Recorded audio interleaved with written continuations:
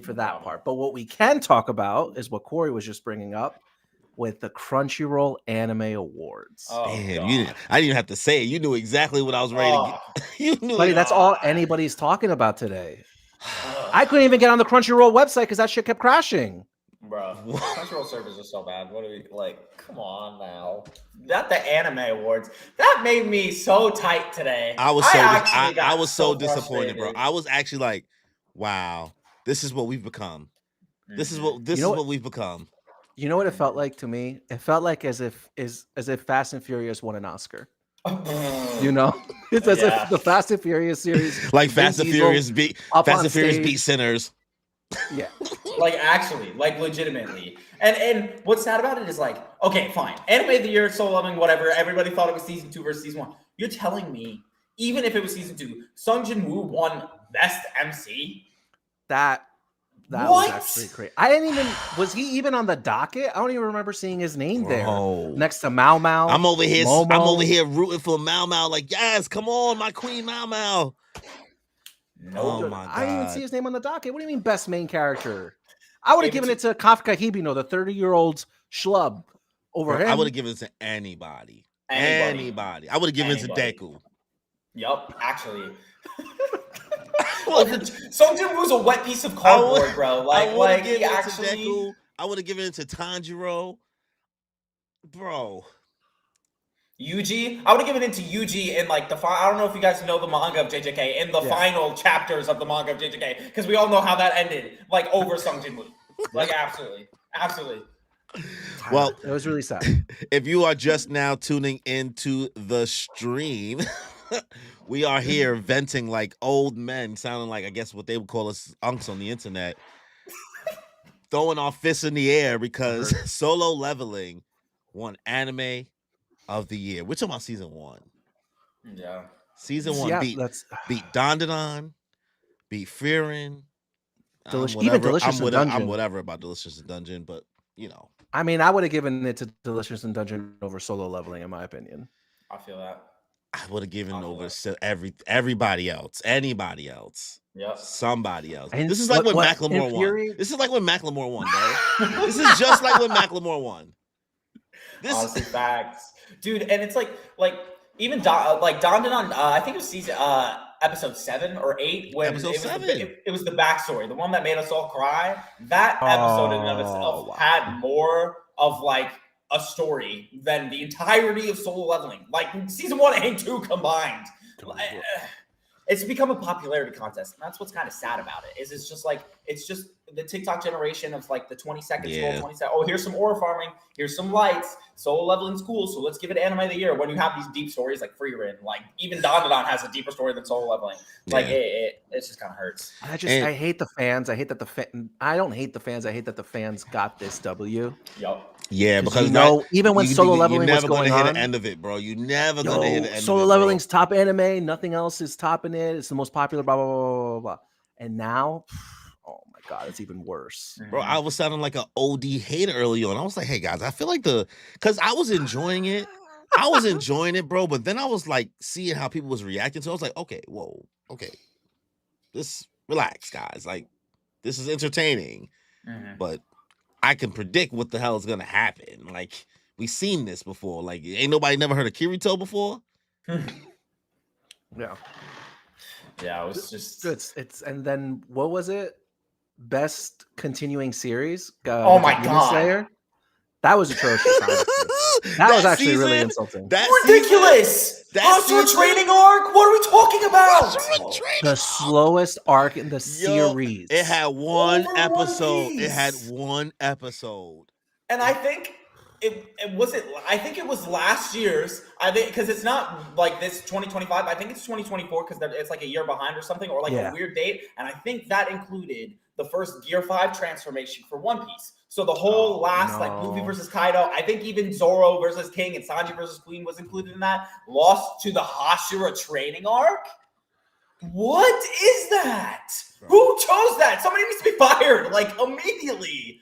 What? Zoro vs. King was 2023. Thank the gods. Okay. Shade in the chat. Orb is the actual #1 anime for 2024. I don't think Orb is continued. I don't think Orb is considered a 2024 anime. Most of its run is in 2025 because it came out in October, I believe. And it's like 25 episodes. But Orb is by far one of the best written anime in the past like 10 years. I could say that hands down. I've not seen Orb. It is not for the weak. It is not for the weak, bro. It broke my soul a lot, but it was beautiful. It was Vinland Saga levels of writing. You know what I mean? Sold me. Yeah. I gotta get to it. I'm just waiting for it to be dubbed, unfortunately. Why you don't want to watch it subbed? I don't know. Honestly, these days I don't really watch a lot of things subbed. Wow. I'm multitasking. I'm always multitasking. You're always doing 5 things. Yeah. So that's what happens when you start becoming an adult. Dubbed, I feel like, has gone through a transition where like early 2000s dub was good. Then late 2000s, early 2010s was terrible. Yeah. And now I feel like it's okay now. It okay. It doesn't hurt the ears. My eardrums are still intact. So I'm okay. Because I was never with like the sub-dubbed argument. Yeah. You know, and that was high school, maybe, sure. Yeah. But we're grown now. We're unks now. It's okay. For sure. I catch myself on TikTok watching like One Piece dub clips. Like Queen and dub? So good. I haven't heard it.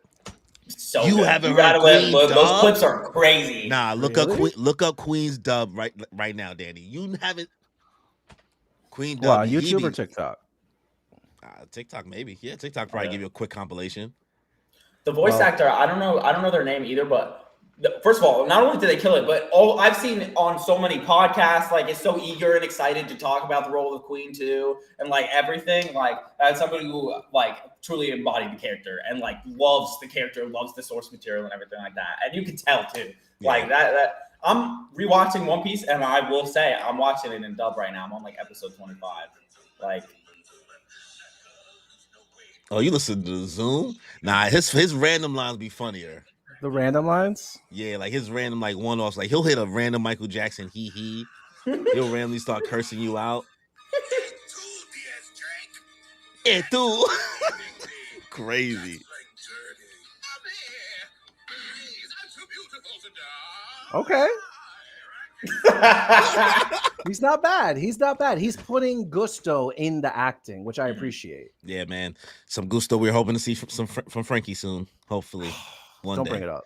But with enough early yapping, let's do some introductions. What's going on? Y'all, welcome to another One Piece chapter live read through for chapter 1149. 49? No, not 49. Yeah, 49. See, I be losing track sometimes of these numbers. I was like, is it 94? Because I'm like looking at the anime count for the numbers. I'm like, am I here? But yeah, we are here. We are here with a special guest, the Nerd King himself. Absolutely. One of Oda's greatest soldiers. Shade be calling me that, but he's definitely one of Oda's greatest soldiers. I see you out there on the battlefield, bro. You fight battles. Compliment anybody could give me, bro. You fight battles that I could never. Listen, I gotta retire from TikTok comment sections. I can't do it anymore. I can't do it anymore. You do it for the love of the game, bro. Oh my god, I literally do it. I do it for the love of the game and nothing else. And it's so like because people will reply to me. Like it used to be like I'll get into a couple arguments with a couple people. Now it's like the second I shoot out a comment, I just get replied to right away. And it's be like, no, you're wrong. One Piece sucks. Mid piece. Like I can't do it. It's just the same rhetoric over and over and over again. But I'll do it because everybody's got to know how good One Piece is. There's no arguing with people like that. No arguing. It's ridiculous. I do find it like I get a good time going back and forth with somebody who has actually gotten pretty far in the series, but unfortunately, like in the TikTok space, it's always the same comments, and you can tell like, okay, you just using another insult or another piece of rhetoric without even going in to try to be informed. Like people try to come at me for saying like I think Katara's better than Aang. Not Katara. Korra's better than Aang, in my opinion. Like, I think she's a better Avatar. And saying I'm just a hater. I'm like, yeah, but at least I watched the series, and that's that's just my take on it. You know what I mean? But people just be going in on One Piece. I'm like, bro, you didn't even try. Nope.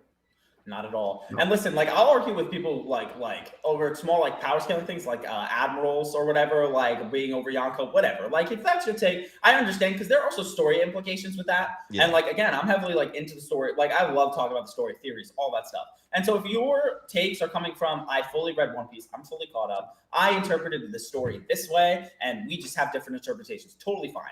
But it's just the takes of like, well, it's mid because it's so long, or it's mid. The villains, I've been seeing people crapping on One Piece villains over the past week and saying how they're not deep, whatever. It's like you're just taking what other people said and saying, oh, they're bad, but you have no idea, no context. No, like at all. And it's like not even just about the depth of the villains. It's about their depth and connection to the world of One Piece and how they reflect what the world is telling us. And people are just like, nope, they didn't go from evil to good, so they suck. And it's like, all right, then there's no helping you because you don't get it and you will never get it. You'll never understand as much as you try. The fascination is just like, why do you even want to give an opinion on something you ain't seen? Like, I never have interest in doing that. You know what I mean? If I ain't seen them, like, I got nothing to tell you, bro. Yeah. Like, I'll tell you, maybe I don't want to watch Twilight. I didn't call Twilight ass. I just said I ain't watching that. I'm good. But then you did watch it. And then I did watch it. And then I was like, this is crazy. This is one of the biggest pieces of garbage I've ever seen. But I also think that it looks just like the Power Rangers 2017 movie. So I took back my statement. I'm dead. That's actually so true. Oh my god, that's so on point, bro. It is. If you rewatch both back to back, they shot the same. They do those same stupid little camera angles. It's rainy. Everything's gray and wet. Everything's gray and wet. Pause. The dark nature. That's crazy. But before we start to get into chapter NK, how did you kind of start to get into what you do on TikTok in regards to just going into the comments? Like, what was the beginning for all of that? Yeah, for sure. So I kind of was trying to find like a TikTok sort of niche. Like I started with like Marvel and Star Wars more more kind of 2021, 2022. And then Marvel kind of had its like die down phase, you know what I mean? Yeah. Right before, a couple years before that, like I watched and caught up to One Piece and I was like, this is just one of the greatest pieces of literature ever. And then I think it fully came when I decided to do One Piece content. I was scrolling on Twitter or TikTok or something, and I saw it was when One Piece chapters like 1091 and 1092 came out. And for those of you who don't know, that's when Kizaru and Luffy were fighting for the first time in the manga. Okay. And so I saw people being like after Luffy just decimated him in the first time, people talking about like, oh, Kizaru won this, whatever. Like Kizaru's so much stronger. Oh my God, Luffy fans coping. And I was like, what are we talking about? And so I decided to just make videos. And I was like, are people reading the same thing that I am, or am I getting trolled? Every time I scroll, am I getting trolled? Every single video on my For You page was people saying, oh, Kizaru's just so much stronger. And it's like, dude, what are we watching? So I just started to make things like that, and people would just fight me so head on in comments. And I was like, what? Like, so then I just slowly started to make like One Piece content and saw people talking about spoilers. And I was like, oh, this is like really cool to be able to talk about. And then I saw people talking about theories. And I was like, I love theories and talking like just like kind of shooting the shit about One Piece. Mm-hmm. And then it just kind of rose, like steamrolled from there. And then the account just picked up when I kind of didn't expect it to. I was like, this is just fun. And then more people like got involved in everything, which was cool. So now I'm just like, you know what? I'll just talk about it. And for the people who enjoy it, that's great. I'm happy I can like bring light into people's lives, like in a positive way, you know? That's fine. I think that the way you talk about it too, like you can see like a lot of the passion that you have for the story. Like number one, you know your stuff and you understand it too. And the way you convey a lot of the topics that you bring up in your videos, you explain it really well. And honestly, you also have some really solid theories on there too. So I appreciate that. Thank you so much. Yeah. And listen, like I'm also one of those dudes where if you disagree with my theory, like if you disagree with everything I'm saying, or if I end up being wrong, totally fine. I'm giving theories about like information that's presented as it goes along. You know what I mean? If I'm not right, like I thought Gunko was Ginny for the longest time. And like, as we'll see with like things like now with foreshadowing for the chapter, I don't think that's the case anymore because the timeline's don't. And that's totally fine. New information is presented, just a different theory. That's totally cool. People are like, you're so wrong. It's like, I 1000% was wrong. And I'm glad I can make a new theory about it. All of us are going to be wrong because if any of us was going to really predict this series, then we would have been able to write it. Exactly. 100%. Yeah. 100%. But listen, bro, to me, I'm like, yo, every time I see one of your videos go, I'm like, this guy is like damn near TikTok tech, and he just be having information out of nowhere, bro. I was like, how you got all this information off the dome like this? Bro, I try. I've read I like for chapters for debates now. I've just read them over and over again. And it's like I have panels like now, at least since like Egghead or Wano, just like in the back of my head, like I'll know which chapter like XYZ. And it's because like I always since I'm young, like if I get a hyper like fixation on a video game, hyper fixation on like a story or something like that, I really get into it. And like One Piece has so much world building, so many chapters, so many characters, like something for everybody. Where it's like, oh my god, like it's just like happiness. You know what I mean? Just constant to be able to do so much to dig into, so much to eat, so many arcs to just go back to and find like little things. I need to ask: are you a Kingdom Hearts kid? Kingdom Hearts, I actually have never played the Kingdom Hearts games. I've been told like countless times from all of my friends that I need to play it, but I have not played as a One Piece fan, listen, right now, so our co-host Kimmy, she's never played it before, so we've been having her stream it. You should stream it, bro. I absolutely will. Kingdom Hearts, bro. The amount of unnecessary lore that doesn't make any sense in that series, you would have a field day. You would have a field day arguing with people about Kingdom Hearts debates, bro. I heard there's also like aren't there a lot of games like 7 or something like that? There's like yeah. Maybe like 8. Honestly, bro, you only need to play. Exactly. I'll do it. I'll play all of them. I've been looking for a video game. Like I feel like I'm just like kind of in the video game lull. I absolutely would do. I'll play every single one of them. Listen, it's basically playing through an anime. It's all of that. Yo, Za, I see you in the chat, bro. Chill out with that pace. I didn't want to acknowledge that one. He choosing violence, and he know we Nick fans over here. Wait, did the game start yet? What time's the game start? Yeah, Knicks are down by like 20. It's not worth. It's not worth looking at it. No, don't say that. No, my Shayla. Wait. It's only 13. It's only 13. Oh, it's 13 now. It was 20 last time I checked. It's halftime. Yeah, it's 58 to 45. We've come back before. That's not bad. Fourth quarter. Fourth quarter. Celtics part 2, bro. Fourth quarter. Celtics part 3. Yeah. Fourth quarter. It's all right. By the end of the stream, Knicks will have won. Yeah. Listen, I hope, man. I can't do it. But Riasat was good. I see you in the chat as well. Ultimate Nerd. I watched both Avatar Last Airbender and Legend of Korra. Of course, you got to. Well, people of culture over here. Oh, here we go. Nick's tape. Listen, bro. Ain't you from Jersey? Ain't you from Jersey?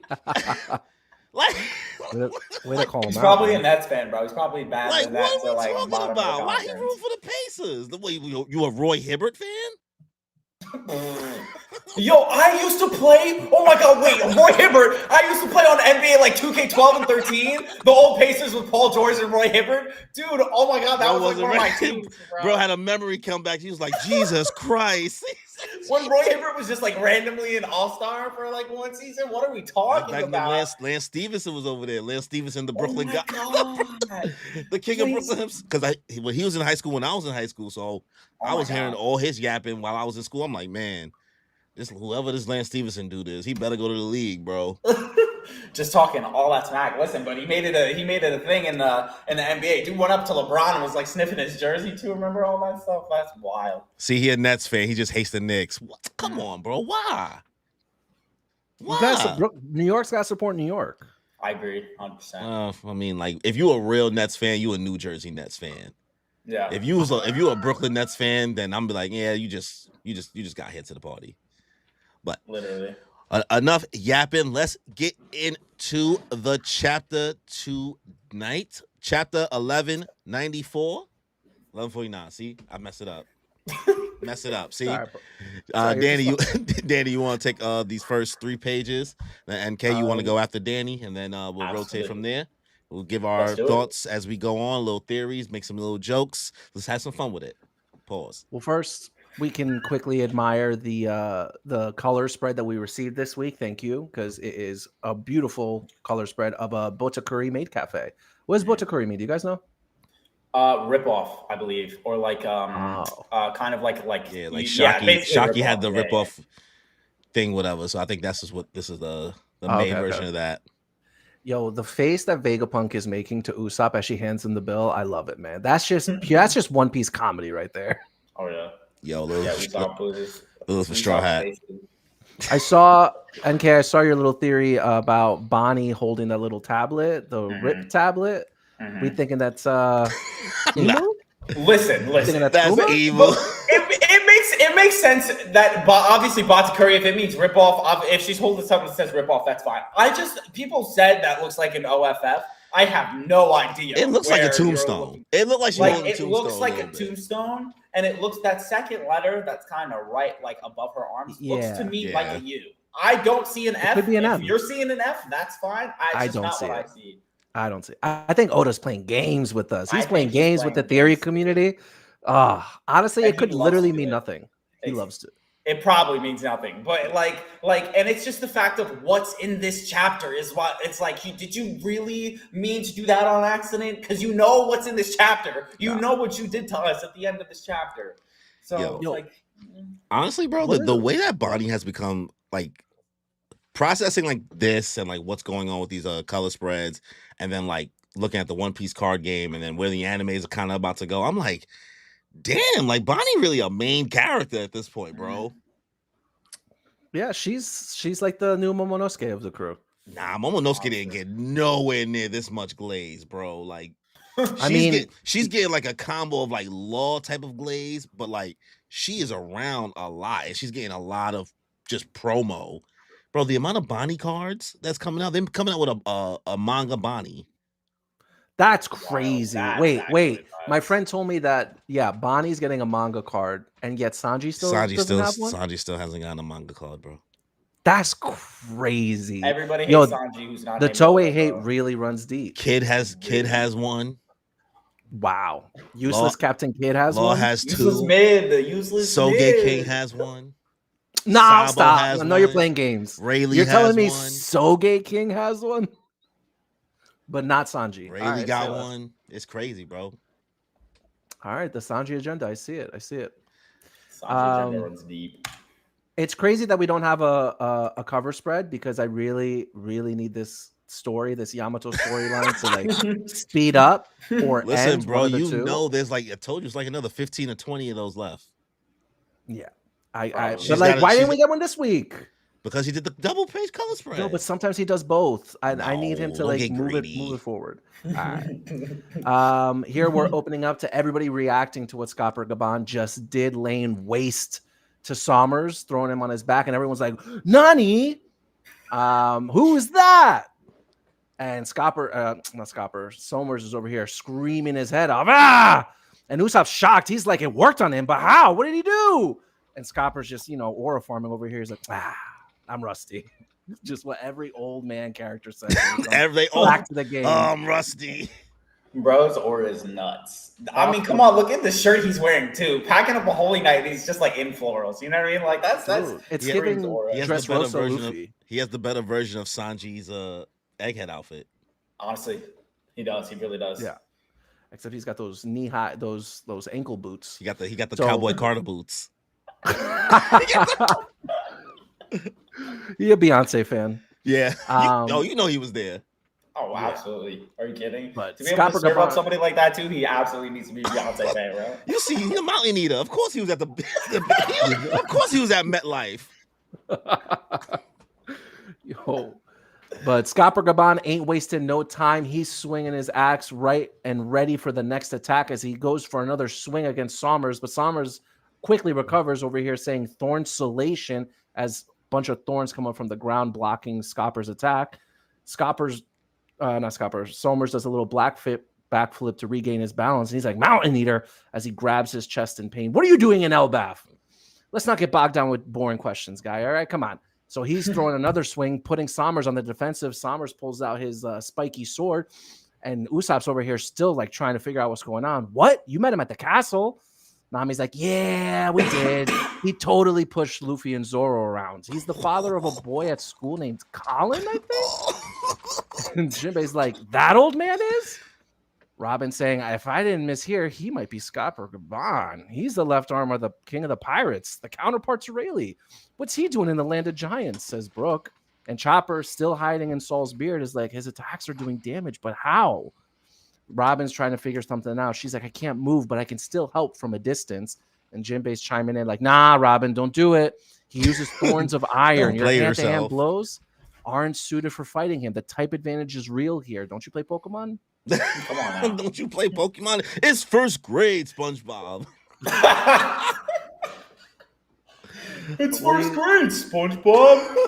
All right. That was a really good Patrick impression. Yeah, I was like, he definitely worked on that before. Oh yeah, for sure, 100%. Yeah, I was like, I don't got a good Patrick impression.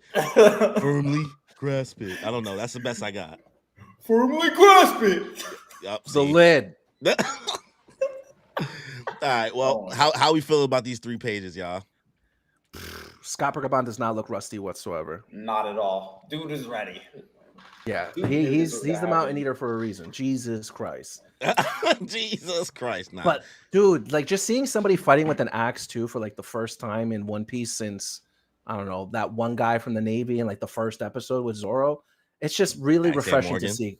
Axe and Morgan, that's it. Yeah. You know, because we've all been dying to see how Scopper fights, and he did not disappoint. Oh no, he's going crazy with these, bro. Insane. Oh my god. Also, Oda's fight choreography that he has in the manga, sick. You can always tell what everybody. There's no like movements that are kind of lost. Like even you see the axe swinging, you see him swing at Summers flips back to go back in at him. You know what I mean? Like you see it all so clearly from panel to panel. It's great.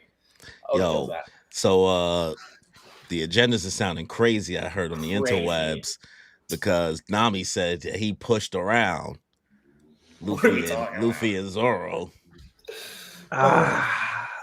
Listen, I mean, like they flinched. They flinched. I saw him react. All right, Luffy was about to go here. My thing with that whole situation was Luffy went right to Gear 5, and I feel like he should have played around a little bit more in base form, in my opinion. I mean, should have would have got him knocked, bro. Yeah, you don't know that. Actually, what do you mean? Listen, Luffy was fighting Kaido in base form for a little bit too. Luffy wouldn't have gotten killed. He didn't even have Gear 5. What? No, yes. Well, I'm saying like before he didn't have Gear 5. He didn't have Gear 5, but he was still running the ones with Kaido in base form for a little bit. He couldn't just go to Gear 4. He know that what it does for his energy. You know what I mean? You go to Gear 4, he's tapped. Gear 5 a little different. The only reason I wanted that for Luffy is because I need him to stop relying on his devil fruit so much and to advance hockey further, especially after everybody and their mother has been telling him, bro, it's not just devil fruit, bro. It's about the hockey. Kaido told him.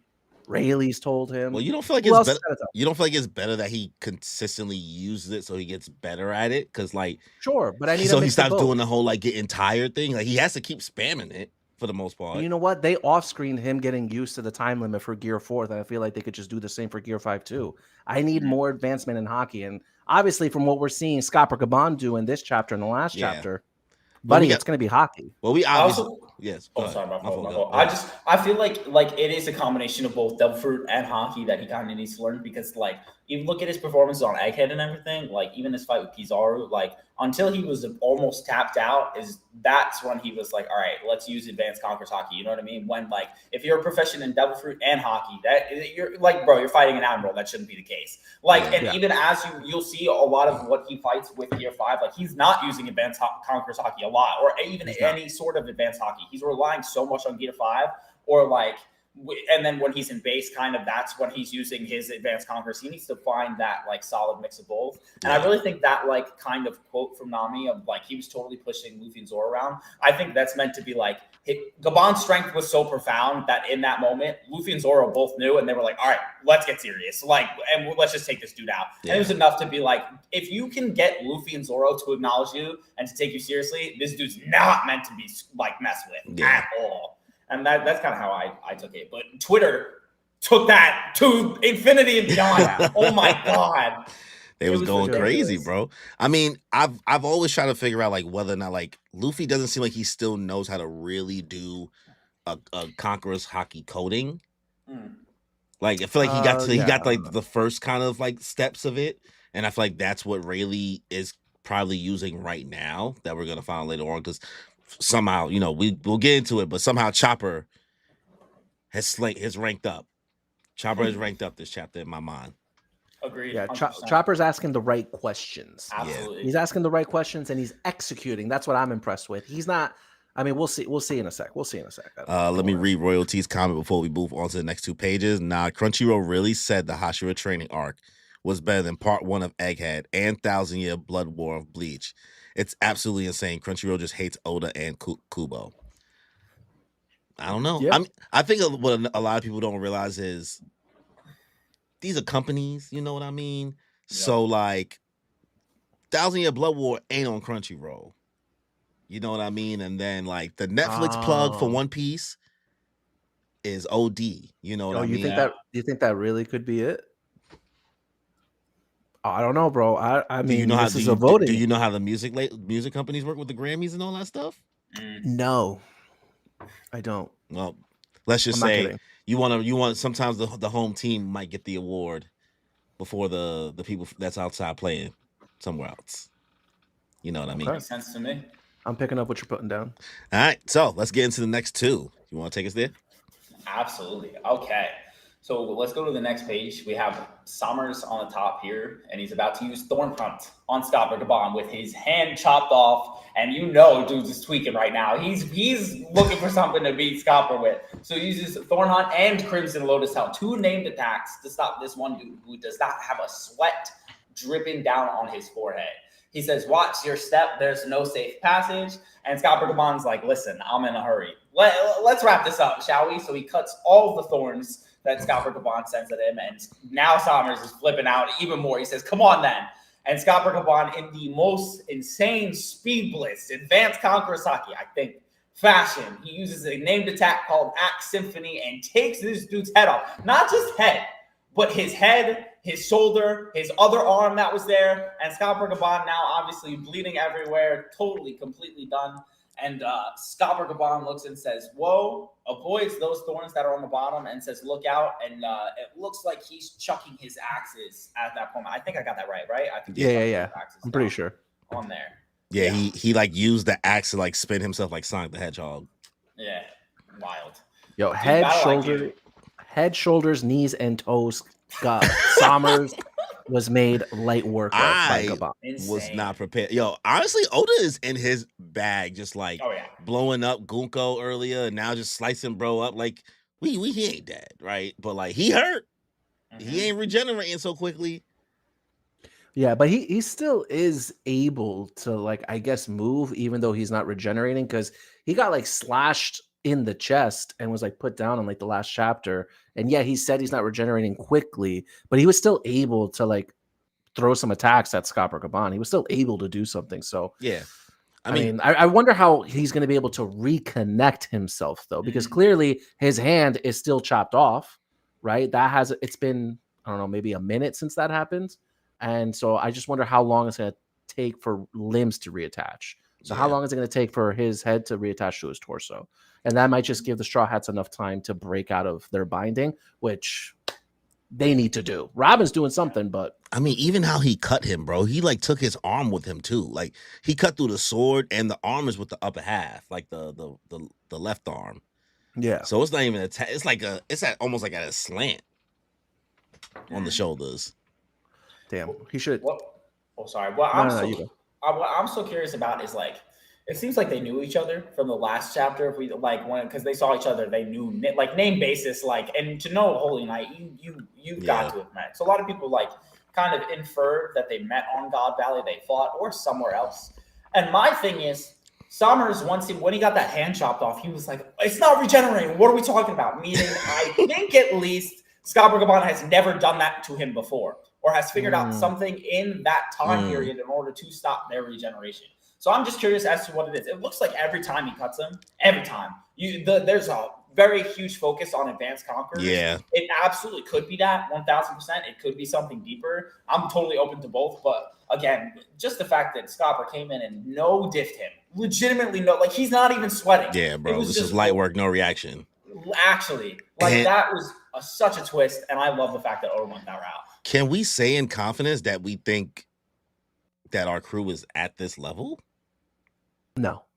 Any of them? Like, you think anybody is at like this level? Like, you think anybody? No. You think Sanji, Zoro, or Luffy could have done this to Somers at this level? Like, no. But I think that's purely maybe combat experience. You know, like, we're not saying Zoro, Luffy, and Sanji are amateurs, but Scott Gabon has been around the block for decades. Yeah. You know, he was on the ship. He was on the Gold Roger ship for a very long time. So as far as combat experience goes, I mean, it's got to go to Gabon. So I Yeah. feel like they're capable of doing it, but ain't nobody on the Straw Hat crew. Yeah. Yeah. There's no. I feel like if anybody were to, it's Zoro and Luffy. However, I totally agree with the battle IQ. Like, if it is Advanced Conquerors Hockey, then like those two obviously would be the ones to be able to do it. But at that point, it's like how Gabon was evading the thorns, how Gabon knew exactly what to do. Gabon knew the weakness, whatever it was, knew it, and knew what to do, knew when to charge, knew when to take advantage of Somers freaking out at that moment. Luffy and Zoro, because they have not fought, because they have not been like around the block like Somers has been, they would not have had or known to take advantage of the opportunities that Gabon did. Power-wise, sure. Gabon, though, again, it's power and IQ, and that's part of being, the left-hand man of the king of the pirates. It's very heavy focus on all that. The future sight as well. That's crazy. I feel like at this point the future sight is just on the whole time. It's on on auto. Mm-hmm. Like, and also I want to give flowers to, because I do love Somers as a villain so far, and I want to say like it's really cool doing 2 named attacks at one time. You know what I mean? Like, it's like he's just like, no, I'm not playing around. Like, he really tried to trap him. Man, it's like a clever use. One from the ground, one going straight forward, so you can have nowhere to go. It's just he was dealing with Scopper Gabon, bro. Exactly. And people are kind of mad he's or at least it seems he's a fraud at this point. But there's 2 things to that. Number one, it's like it kind of placates to what the world government is. Like the whole kind of like thematic of the world government. It's like, we want to show you we have all this power, but when you really kind of get into it, like it's a system that can be taken down for sure. Yeah. And I feel like that kind of placates to those themes. It's like, we want to show you that we're immortal, that we can regenerate, all that. But the second you figure out how to do that, we're done. We're toast, because it's a fragile system. And then not only that, but like Somers is the first Holy Knight we've seen like do something. Obviously, I don't think Shamrock or somebody like that would be able to be taken down like something quickly like that. And there's like 8 more of them. There's definitely more in store for the Holy Knights, but this was huge for thematics, and this was huge for the plot, like especially with what comes next. All right. I wanna quickly go back to what you were saying about how when Somers reacted to Gabon chopping off his arm, and he's like, whoa, it's not regenerating. And if we're to assume that they are familiar with each other from past interactions, then does that would mean one of 2 things. One, Scopper Gabon had Conqueror's Hockey back then, but didn't know how to use Advanced Conqueror's Hockey, right? So he wasn't able to figure out whatever this technique is. Or number 2, he didn't have Conqueror's Hockey, and then at some point obtained Conqueror's Hockey. So, because the reason why I'm bringing this up is, so obviously we know from events that happen later on in this chapter that Scopper Gabon is most likely going to interact with Luffy, Zoro, Sanji, the monster trio, and tell them what's going on and help prepare them for fighting up against the Gods Knights. And not everyone, but some people are talking, is Sanji about to somehow learn this technique? Does Sanji have Conqueror's Hockey as well? Because give us some Sanji gas, bro. Give us some Sanji gas, please. Please. I didn't know this. Right? I did not know this is where you were gonna end up, bro. You really played the long game with that. I respect that. That was a master class just now. I appreciate it. That was a master class. Because I was everyone's like, where's he going? I was like, where's he going with this? Because people are saying like Sanji's not going to have Conqueror's Hockey. He's never shown to have had Conqueror's Hockey. But is it something that maybe one can obtain through fighting, through being more comfortable with yourself, or I don't know, the power of love? Like, sure. Because look at Gabon. Cook. Just saying. Bro, Sanji himself. With how much he just cooked. Just saying. Because we seen what Scopper Gabon be saying. He would be heavy He had a family. He's the only one that stuck beside his kid. Only one, bro. He Dad of the Year. Listen, I've always thought Sanji was gonna get Conqueror's Hockey. Always. I think at least if anybody was getting in the Straw Hats, it was the Monster Trio. If Zoro has it, like, because I feel like it was coming in the future for Sanji. Now, I absolutely do agree that it could have absolutely, in that moment, Scopper Gabon, when they met, did not have Conqueror's Hockey, because think about where Sanji is right now. You're a part of Yonko Luffy's crew. You're a part of one of the 4 Emperor's crew. You're the left-hand man, the 3rd strongest, and you don't have Conqueror's Hockey. And Luffy is an Emperor. There's totally a past where Scopper Gabon was part of like Roger's crew when I don't think Roger was an emperor, or at least it's not revealed to us yet, when Roger was that strong. Yeah. And Scott Burkaban definitely could not have had Conqueror at that moment because that's exactly where Sanji is right now. But the parallels are huge, obviously, between really Zoro, Scott Burkaban, Sanji. Yes. There is no way Oda went out of his way to show us Scopper has advanced Conquerors and Sanji's not going to get it. Right. Like, I wouldn't be upset. Yeah, at this point, it's just like it's just hate now. At this point, like exactly, like it makes sense narratively. I feel like some people, if you got your own agenda, you just like I just don't want to see it. That's one thing, but like for the story, listen, it's good. It's got to be him because it can't be Jinbei. Yeah, no, it can't. No. Hey, it might be Usopp because this is his arc, right, guys? Oh, I don't think this is his arc, right? Listen, let Oda stay in the kitchen. Oda pulled a fast one on us because whose arc this is about to be? Yeah, nobody. You can't. You can't beat him. You can't beat him, bro. Nobody. It's gonna be insane. It's gonna be insane. Let me get to the next 2 pages.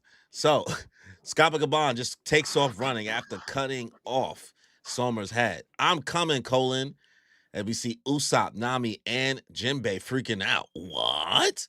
He beat him? And we see him just going through the thorn, stab, stab. But Chopper decides to follow. Changes forms. Where are you going, Chopper? Ouch, ouch, ouch. How was he able to slice up a guy who's immortal? That's got to be a crucial secret. What? As we cut to the library, we see a bunch of kids still sleeping. Good. Well done, Killingham says, as we see the library on fire. You have proven yourself obedient, Big Ange sobbing. That's all we needed to see. I'll take care of the other building. As he shoots down that flag like Soge King, and he lets go. Big Ange says, no! Not Firebird Star. No! Yo, I just want to say your for the fire was really good, man. That was really good. Thanks, man. Oh, yeah. I'm working on my Yo, who said that Brain Point wasn't relevant anymore with Chopper, right? I'm so happy. I'm so happy. Kung Fu Point is away, bro. Yo, man's over here like analyzing this. And this is all we ask. We're not asking for Usopp to do nothing crazy, bro. I'm not asking for Usopp to pull up nothing crazy. Just lock in, bro. Just lock in. Just lock in. Chopper he ran on the thorns. Said he didn't even respond to Nami. She's like, wait, where you going, Chopper? Bro, I know y'all tied. I know y'all tied up, but that's not important. Yeah, man hit the dash and was like, you guys are all right. Listen, like Usopp, you're a Yonko commander, bro. What are you doing? Lock in. That being the sentence is crazy. He was one of the original 5. He is, but that's crazy. Lock in. What I really appreciated about like this page is seeing Jinbei also react with like Nami and Usopp. You know, just seeing Jinbei like interact more with the crew and seeing how he vibes with them. I'm really appreciating because he's still relatively new, you know. So yeah, and he got debuffed like the Green Ranger. He got debuffed, bro. Like, bro was like, I'm Jinbei, and then now that he's on the crew, he's over here doing nothing. The ex-warlord of the sea. But I'm gonna go extreme diff with like who's who or whoever. Bro is tied up with Brook and Nami and them, bro. What? Yo, you're sounding like Nami over here. Jinbei, do something. Do something. I'm thinking, bitch. Shut the fuck up. Do something. She's right. What are you talking about? No, he didn't even try to like fist make quadrilateral. Like he's just like, oh, like he just got hit. Like, how got you and Brook hitting each other? Oh, come on. Now you Brook level. How'd you become Brook level? Brook level. Jinbei, you're like that, bro. He's just forgetting. He needs to be reminded he's like that. You know what I mean? It'll come. Hopefully, I might be coping a little bit. I need to see what Oda's gonna do with Frankie. Me too. What is he planning for Frankie, bro? Because he is keeping. So, he's fighting monsters right now, right? I know what he's doing, but Oda's just keeping him off screen for a lot. And he already used him to see the mural, right? Is he with Vegapunk and Bonnie? Yeah. Yeah. It's gonna be some science shit, right? They gonna find something, bro. Mm-hmm. They gonna find something. I think so. Because he's using them for like just, I think, to tell lore, while all the chaos is being held with the other Straw Hats. Because he has to keep some type of like narrative stuff going on. They'll probably keep exploring that like scientific treehouse thing that's been there for hundreds, if not thousands of years. So yeah, like you said, lore. I love that. Me too. I eat the lore piece chapters up. They're my favorite chapters ever. Just like that mural chapter. That was one of the best chapters ever because it's just so much. Bro, our live stream was almost 3 hours that day. Bro, we was cooking because we were just debating. There was so much to just go back and forth about. Let me bring my boy Chopper. He finally said, "Go! I can finally bring this on screen without feeling weird about it." So and cute, it even has. It don't speak though. It don't say it's a snake in my book. It just vibrates. I was expecting him to say. I thought, he don't say. I was kind of tight. I was like, why the pull string just to vibrate? Waste of time, y'all. He's so cute though. Listen, I'm gonna pose a question. I want to know what you guys think about it. What's up? Because I just thought about it while we're reading this, and there's a little bit. I'll explain. How would we feel about Killingham leaving the Gods Knights / ending up being somebody who is good in the future? I can see. Nah, no way. Because based on where this is going, somebody else is about to flip. Let me cook for 2. Well, I thought about that too, but let me cook also because there's a couple things. Number one, just what the kind of devil fruit shows in mythology. It's the Kirin, and the Kirin is usually in mythology a being that represents good. It's like dreams and things like that, like something of like the higher echelon of like. Well, I think it's like a dream beast that like brings kids like happiness, things like that. So again, that could be a parallel where it's like brings kids happiness, but it's Killingham taking away these kids, all that stuff. Like I get that. However, when Rob Lucci awakens like his devil fruit, and somebody who is like evil awakens their kind of like the Gorsei, for example, they awaken their mythical zones. Their Hagoromo scarf, and you see it on Killingham in this panel right here. Their Hagoromo scarves are black, not white. Sorry, they're black. And I think that's a reflection of who they are, because again, all of our villains have had those black Hagoromo scarves. This is white. Now, again, and it has the same kind of like creation as Luffy's. Luffy's is more cloud-like. The villains are more like flame-like in their like creation.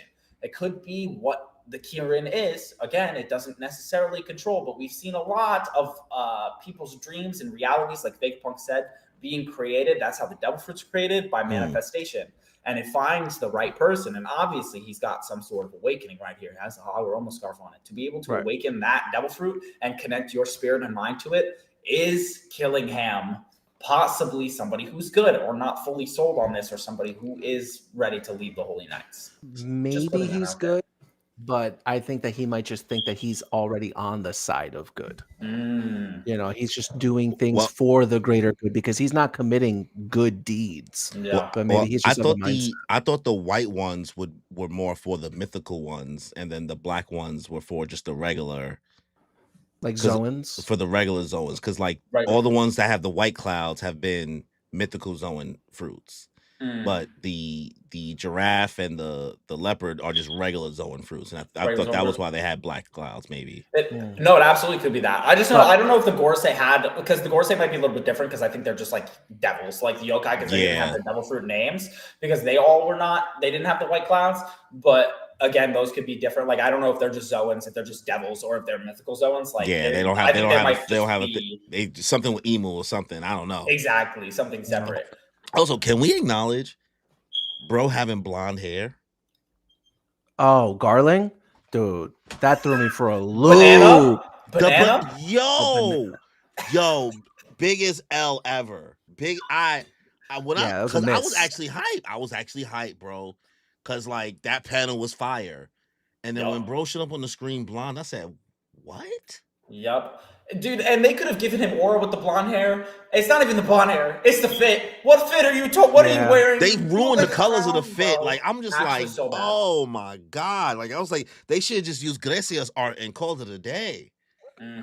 Yeah, they really mugged them off there. They really lost out on some solid aura farming. Like, actually. And you know what? Maybe if they did, then One Piece would have won Best Continuing Series. But hey, here we are. Damn, that was a reach. But we can now use that as the thing to blame later. Now we know why we won't win next year's anime awards. Yeah. Because if the Kuma backstory don't do it, it was simply because bro hair was blonde. The bananas and the pajamas was in the anime. I don't know if I could watch the Kuma backstory, honestly. That so like I'm seeing clips and I'm like, oh my god. I'm not emotionally ready, bro. Even watching it weekly, I'm like, I know what's gonna happen, and like at the end of each episode, I'm like, this is only gonna get worse. Dude, when his dad got shot. Oh no, man. They're adding shit in too. They're adding like extra, like this last episode. They're adding stuff. Bro, when they had it come out, like showing from his viewpoint with the, I was like sitting here like, enough, Toei. They started using new music because I know everybody been complaining about like Toei not having no new music. They not using the classic sad One Piece music. Dun, dun, dun, dun, dun, dun, dun. No, they not hitting those. I ain't heard some of these tracks before, bro. I'm over here like, yo, I'm tired. I'm tired. Yep, they gave a new OST, new everything, and it was from the Kuma's eyes. I was like, "You're making me cry," and then you watched both of them crying at each other. It's like, no, I can't do this. I can't do this. Like the whole time I'm seeing him, like, damn, they're showing it through the eyeballs, and it's like kind of what Bonnie is seeing it through, essentially. But like we see it as readers, but like if you're anime only, you're not connecting those two dots like that. It's they cooking right now, bro. 100%. All right, Dan, you want to take the next 2 pages? Yep, let's go. So Killingham shoots his Firebird star, and the other building catches on fire. And somebody's laughing. Look at it burn! And Robin's like, no, the library. And people in the village are also reacting like, no, it's not your fault, Chief Ja Rule. The words of our forefathers, all of our history, as he's just sobbing. And now we're cutting back to Gunko and Ranja, and Gunko is just quiet. And here you hear in the background, this is Killingham. The fire is burning. And Gunko's like, oh, come back, child. Why aren't you happy? And Ranja's over here sniffling, and she's just still apologizing. I'm sorry. I'm sorry that I'm alive. I'm sorry that everything's burning. And her friends are reacting, no, Ranja. I'm sorry that everything's burning because of me. It's not your fault, Ranja, as you're seeing the giants running in her direction. Leave me be. Wow. Yo, the guilt is real with this girl. I feel so bad. And Gunko's such an asshole. And so is Killingham, guys. Bro. Yeah. You know what? Fuck what I said about Killingham. Killingham's evil. Dude. Sorry. Like, Killingham's so evil, bro. Bro, say, you know what, guys? Those past 10 minutes, I apologize. Ignore them. I was trying to that wasn't even me, bro. I was like, oh my God. That wasn't even me. That was somebody else. That wasn't me. Like, leave him be, bro. He's not good. Get it? Yo, can I say the paneling here with what's his girl name again? Ranja. Mm-hmm. Her like hitting the whole like I'm sorry that I'm alive gives the same vibes as like Robin kind of having the I want to live moment as a kid. And then if you have the two panels right next to each other, her and Robin are making the same face. Oh yeah, like the top teeth are showing and the bottom's not. He's cooking. Dude. I just noticed it just now. I said, oh, that it. placement. Location. Speaking of location, I am kind of happy to see how close Robin and the gang are to the library because she can see it caught on fire, right? Yeah. And it really doesn't seem that far away. So I would really like to think that Robin locks the fuck in right here, breaks out the rest of her crew because Jinbei and Nami could 100% do something about that fire. Absolutely. I mean, Jinbei's time, bro. Come on now. This is it. This is his moment. Nah, he needs Raizo. He needs Raizo Nami. for the assist. Nami's gonna look at him and be like, "Wow, you still useless, huh?" Right. Don't worry, I got you, Jinbei. I saw Shay in the chat saying, "I'm saying Arlong was right." Listen, Arlong might have been right, man, about Jinbei. Nah, I'm just saying, bro. I'm crying, bro. Danny, do you still not trust Ja Rule? I think that maybe there's a chance that he did something in the past, but that sword's still in his head, so maybe his memory is a little funky. I don't know. Right now, this Ja Rule might be a nice guy, but we still don't know the backstory of the events that led up to King Harold dying and what Ja Rule's role was in that. So I'm gonna still hold out. I don't know. I can't wait for that. I can't wait for Dude, the that. I'm backstory. so excited. Yo, Oda teased the crap out of us before he cut back to all this. I thought we was gonna get into it already. I thought we was gonna go into a Loki flashback, and I'm like, oh, we still here? Yo, I forgot about the Loki flashback. It's been so long. He's like, I forgot Loki's even here. Yeah, man. Oda knows too. Oda knows he's got to keep Loki, Zoro, Luffy, and Sanji separate from everything because he doesn't want to wrap this up too quickly. Yeah. They would be up here and be like, dude, what are we talking about? Holy Knights, boom, boom, boom. Like, oh, I can't believe. Yeah, that's gonna be sick. The whole. He's cooking a lot on Elbaf right now, obviously with the ending, because we get to see a lot that's going to happen in the One Piece world. Loki and Luffy, and I just need to see all of that. Chief Ja Rule, I could, you know what? I Loki, because I think King Harold, I'm of team King Harold is not a good guy. Yeah, I believe he's sus. Yes, absolutely. I think he made mistakes. I think he's made mistakes. You think he's Miley Cyrus? Everybody has those days. Nice reference, bro. I think like maybe that. he had some good intentions and like made some mistakes, maybe got swindled. I was on the Chief Harold agenda of him being a bad guy, but not anymore. I'm not putting my eggs in that basket anymore. I'm sorry, I'm rocking out on this side. I'm keeping my DraftKings bet over here. I'm betting on him. I could see it going both ways. I just think what the situation in Elbaf of the Holy Knights being there and Loki being viewed as a villain is King Harold's fault. Yeah. Now, whether that is because King Harold just like was trying to have Elbaf's best interest by getting them to not be a warring nation, and then it ended up falling on Loki to like fix that because the Holy Knights decided to retaliate against Elbaf on King Harold. Yeah, that makes sense. But if it's also King Harold just deciding to sell out Elbaf to try to make them like a government affiliated nation, I could totally see it going like either way. Yeah. Like I just know what is happening right now, and Loki's kind of like villainous to us, to the people of Elbaf, is absolutely falls on King Harold, whether that be a mistake or not. How do you guys kind of feel about? I've been seeing like a lot of discourse here and there in regards to people kind of maybe taking a break, I guess, from One Piece right now in the manga because of Elbaf and not feel like kind of liking where it's going and like the pacing. They don't remember other arcs. They don't remember other arcs. They wasn't there for other arcs. Yeah, no, I'm sorry. There's just zero excuse.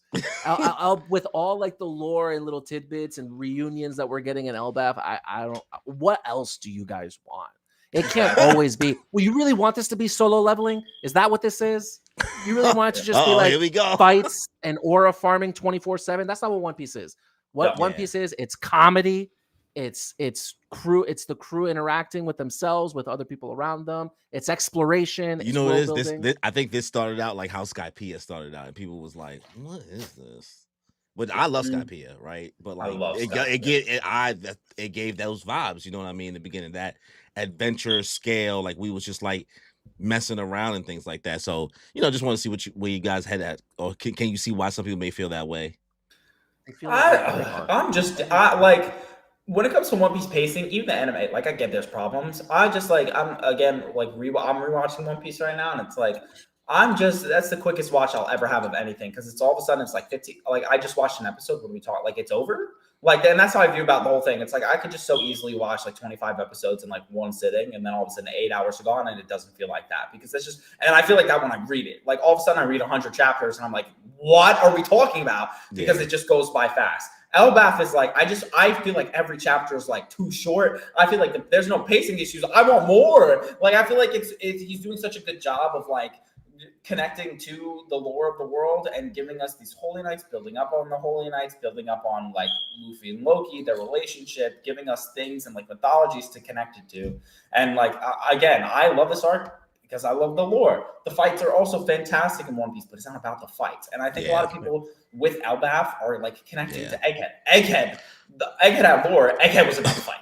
Egghead was like fight Egghead had so many fights while giving like Egghead just like nobody could have predicted Egghead to come right after Wano's like climax. You know what I mean? We kind of going from Wano's climax because like.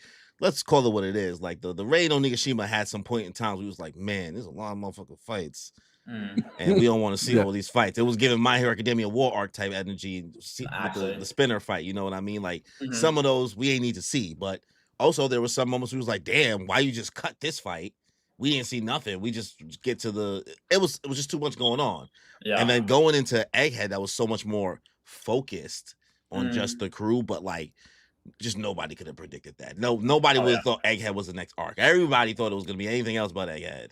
Yeah, and then like the cutaway fights too, like Shanks like one-shotting Kid, Garp versus Aokiji, like it was just so many cutaways, there's like so many different parts of the world, and it really was about like we're gonna kind of point everybody to one direction now, and we're gonna point a lot of this to like the all of the lore and stuff is going to pay off soon. We just got to build it up a little bit more in Elbaf, like trust, and then all of the payoffs are going to happen. Yeah. And obviously, and I mean, people like, come on, obviously with the end of this chapter, like it's all pointing to somewhere, and it's going to be revealed soon. It's just you got to like be patient for like. If people want to take a break because they just want chapters to build up, I understand that. Yeah. Totally get that. Yeah, you know, because I'm fine with the week to week, but I know a lot of people aren't. Yeah, fine with the week to week. So if you want to take a break, listen, there's a lot of content out there. You want to take a break and catch up and binge? I'm a fan of the discourse, man. Like I was there when Naruto was weekly, even though I got into One Piece later. But like that weekly discourse of having a series, especially like a series like this rich, where like it's not just like don't mean to throw shade at JJK during this weekly run, but a lot of it came from hype, you know what I mean? And just like, oh, I can't believe this happened. The Kagurabachi. Like I still like Kagurabachi, but like, listen, I can't dissect and chew on too much information from this. Like you can try to talk me around cursed energy all you want. We just talking straight lore and implications. We can talk all day and bring up random characters from this world. Like it's just the weekly discourse is just too fun for me. I agree. And JJK, the last like 70 chapters literally was being carried by, is Gojo coming back this chapter? And there was literally that's it. That was everybody was looking at those leaks to be like, oh my god, Gojo's coming back. And then the one chapter where it was like Yuta taking over like Gojo's body was like, oh my god, Gojo's back. And then it was like, no, it's not, just kidding. Like, yeah. The copium was real. And I was drinking it every day. Every week I was about it. Every single week. I was so about it. The fact that y'all have this clarity, you're like, listen, man, Crazy Tom. I was there. No, every week Anime Balls Deep would make a video like, oh, this is why Gojo's coming. I'd be like, yes, you guys understand. Yes. And then it didn't happen. But that's also what's wrong with like having your story carried by like one hype moment of like, is this going to happen? Because then when it doesn't happen by the end, everybody's like, oh, this ending's shit. Like, like it's the life cycle of an anime manga fan. Really. Yeah. All right. You want to go to the next 2 pages? Absolutely. Let's do it. Okay. Continuing on. We have Gabon in the top right corner, kind of all the way in the back, saying culture, history, children. I'm on the right page, right? Yeah. Yeah. All right, perfect. And then troops, all that. And Goku's looking like, what are you talking about? Kind of now locked into Scott Gabon. And Gabon says, you don't have the right to take any of these things away, as he's about to charge on Goku. Goku says, a crewmate of the king of the pirates. You realize that resistance means the death of these hostages. And all the kids are like, oh, it's Mr. Yan. Colin, Mr. Yan is here. Huh? He came to save us. And Colin's like, Colin, do not speak up, Colin. Don't do it. And Colin's like, Daddy! That's my daddy, everybody! Guess what? He's stronger than anyone. He's gonna save us all. Like, Colin, I get it. Like your dad's here, but like, Colin. And then they're all like, yay! And Gunko's like, now I know exactly who I'm targeting. And Gabon immediately starts rushing even harder because he knows exactly what Gunko's gonna do. So he starts to swing his axe and he says, Gah!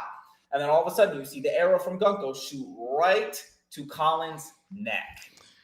Bro, the self-snitching is real. You were supposed to be like, you're not my dad. Like, that's what you're supposed to say. You're not my dad. You're not my dad. Like, that's what's supposed to happen right now.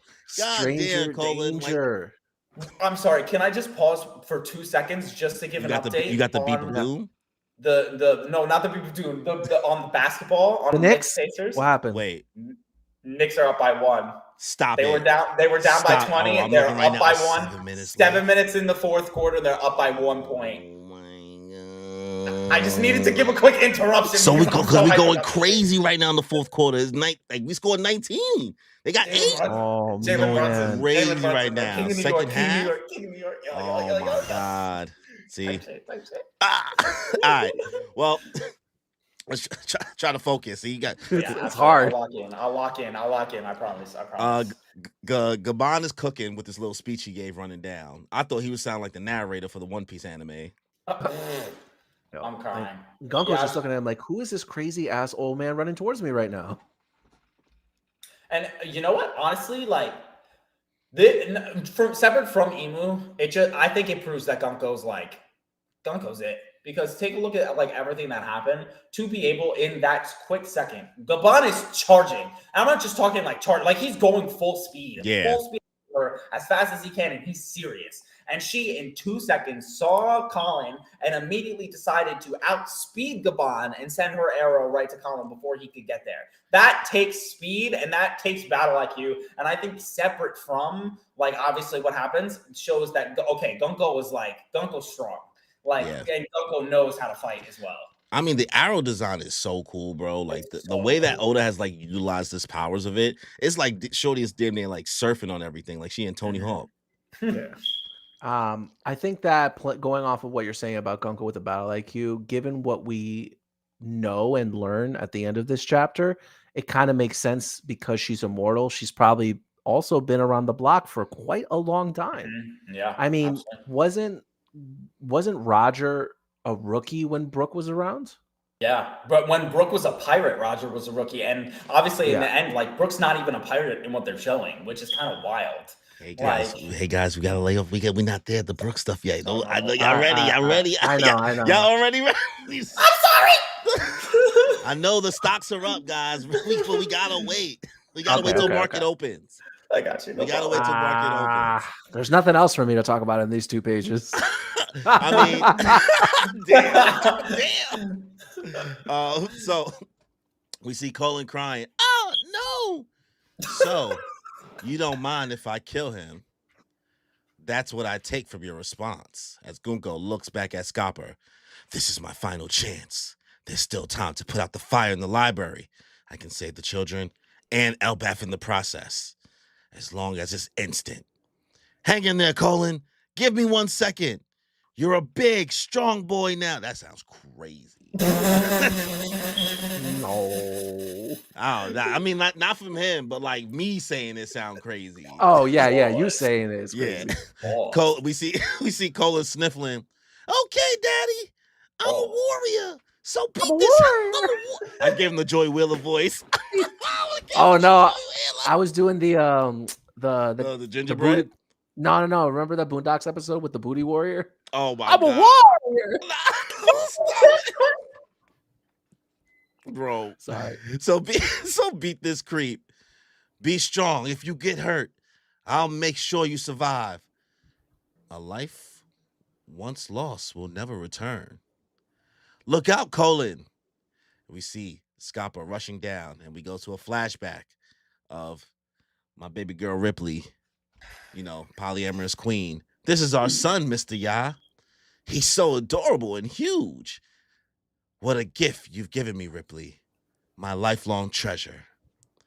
As we cut back, please be safe, Colin. As we see Ripley scream, and we see at Gunko stabbed through the little kid's neck. Him just trying to be tough. Gabon rushing down. I have to put a stop to this before things spiral out of control.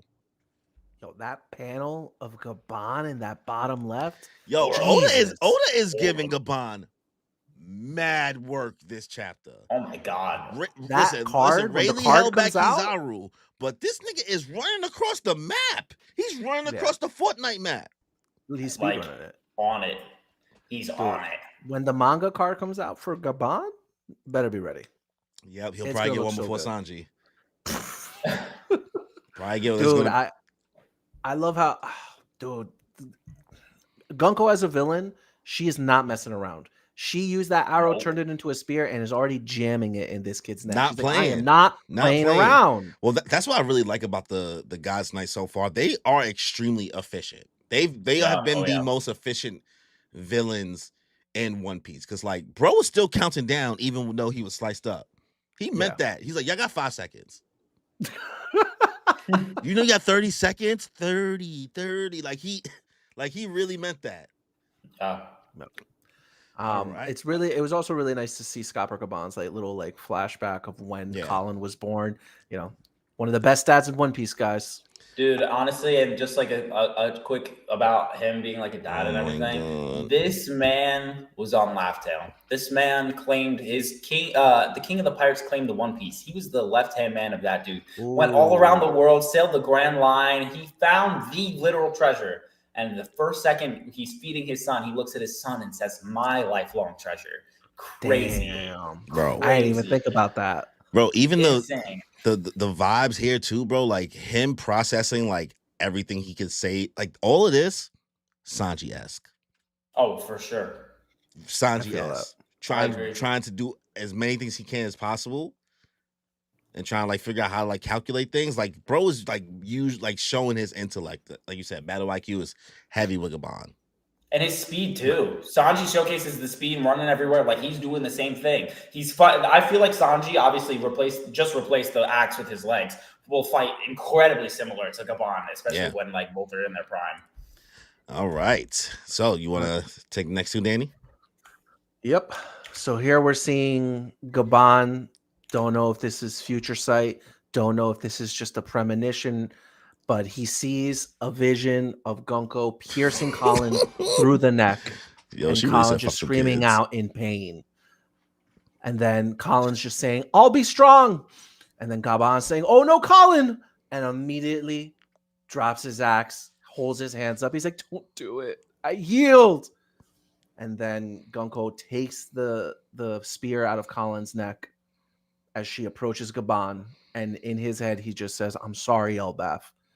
As Gunko readies an attack, points it at Gabon and says, "Feeble, frail thing," as she sends 3 arrows flying through this man's chest, sending him over the edge to fall to his death. And he's saying, "I'm sorry, Colin. It must have hurt. I'm sorry." And Colin's just coughing, "Huh? Daddy, Daddy," as Gabon is falling over the edge. But who comes rushing from behind out of nowhere? Chopper jumps off the tree, going after Gabon. Tony D. Chopper. The helmsman of the Straw Hat Crew. As Colin gives us one more daddy, and Chopper in his head is screaming, "Fuck, why did I do this?" But he is committed. He is locked in. You know, it would be some good background music while this is all happening. That song by Phil Collins. Was it Phil Collins? I could feel it coming in tonight. Oh Lord. That's him just fall. Yeah, that's the arrows hitting right there. Bro, just falling back.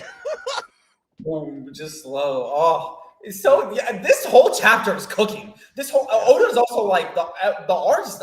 Oh my god, his art is cooking with every single panel in this chapter. He decided to lock in because this stuff is the stuff that he's had in the back of his head for a long time. He's having too much fun with these arrows, bro. This is a break week chapter, honestly. Like there should be a break next week, but there isn't. That's wild. So kudos to him. And we're not even at the crazy part of the chapter.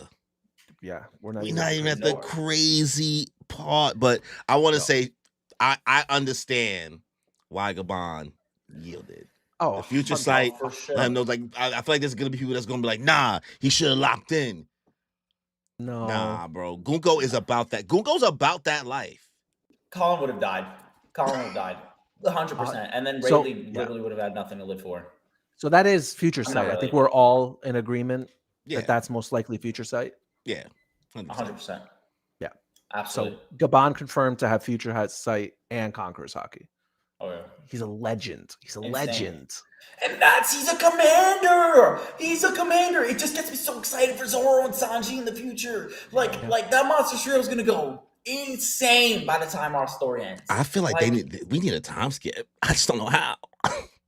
I think I'll save it for. I guess I'll save my thoughts for the end of this chapter. Okay, there's something that happens that they say at the end, but that's the kind of my theory is. But you was about to say something? Sorry. I just think there will be.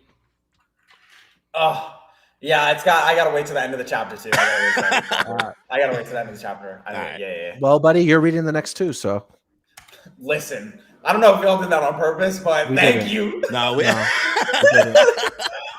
he's over here like, man, he said this worked out. All right, let's go.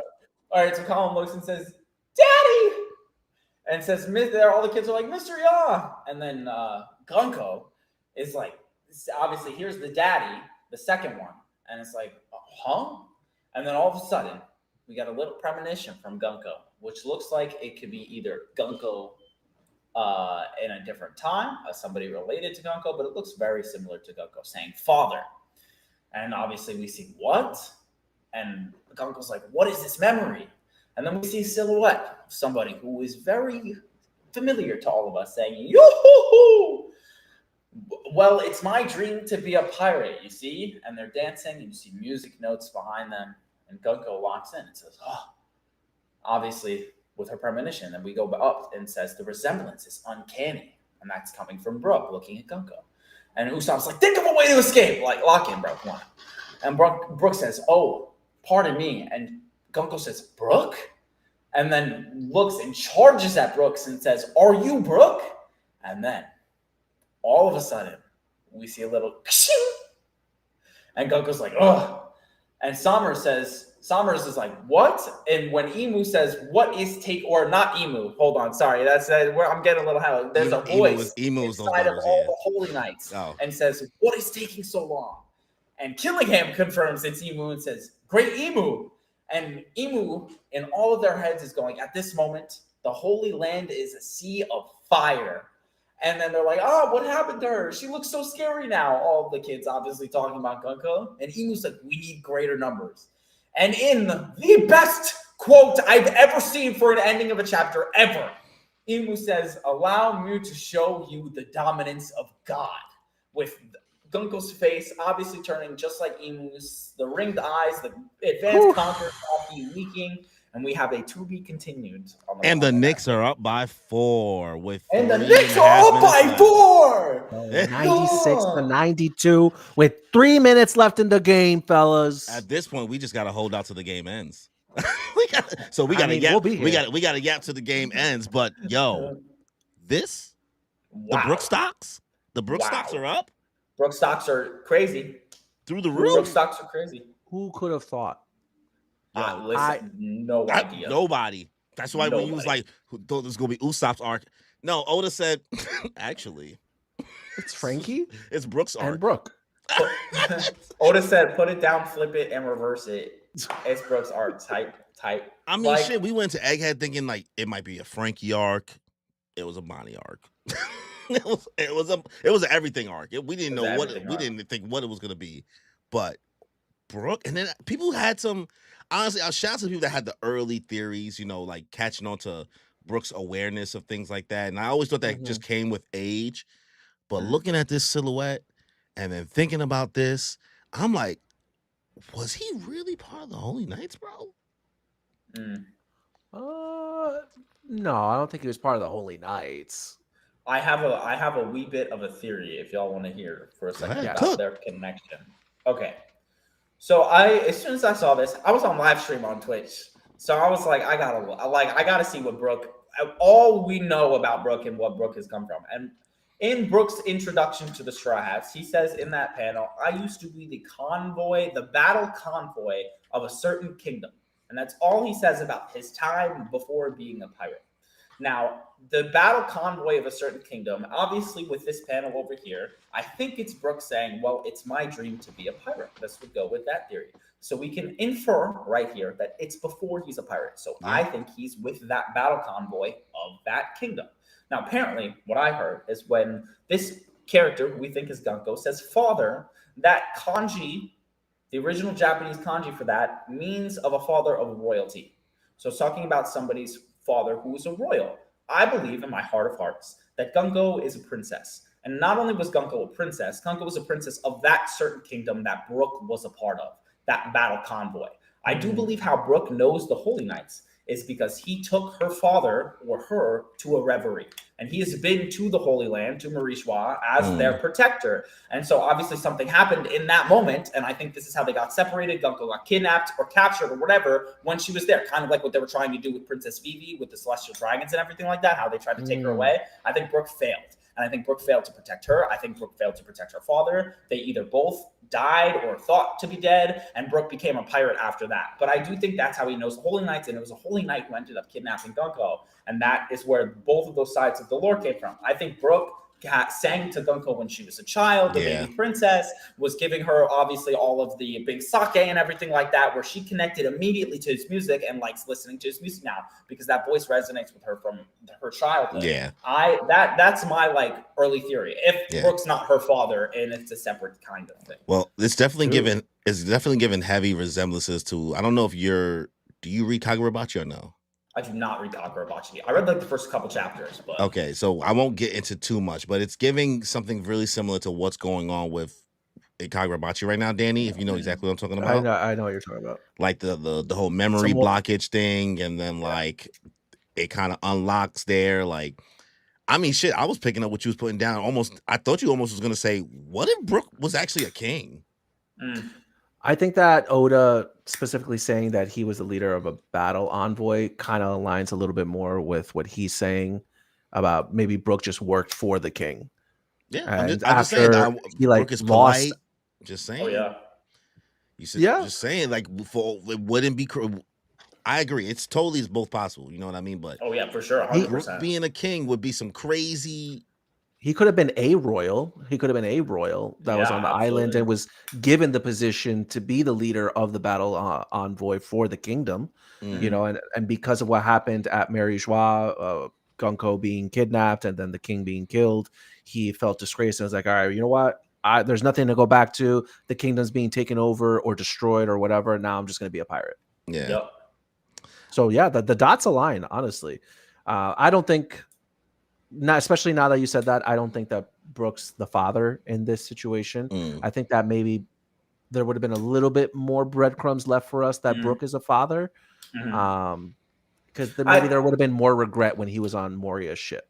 Yeah. I also see like even the way Gunko's talking to Brooke when the memories are coming back, she says, Brooke, are you Brooke?